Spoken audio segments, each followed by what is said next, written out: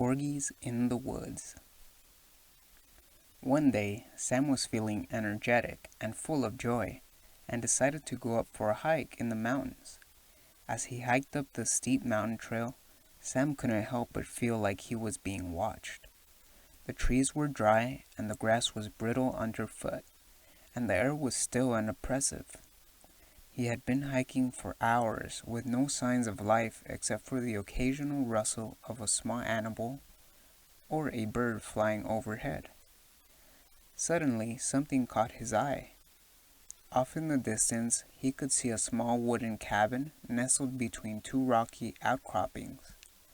It was old and desolate, and looked like it hadn't been inhabited for years.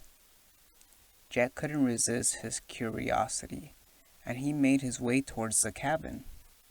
As he approached, he heard a soft rustling sound behind him.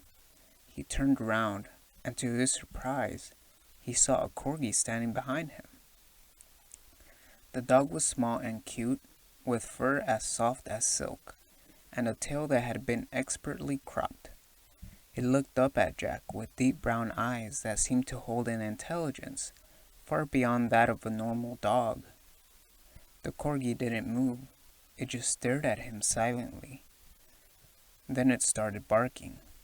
The bark was so soft that Jack could barely hear it, but there was something in the corgi's eyes that made him feel uneasy. He felt he was being watched, and that the corgi knew something that he didn't.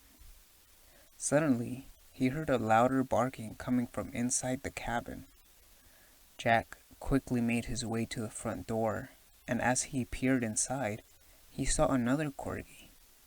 It was identical to the first one, with the same soft fur and expertly cropped tail. And just like the first corgi, this one had a deep brown eyes that held a deep intelligence.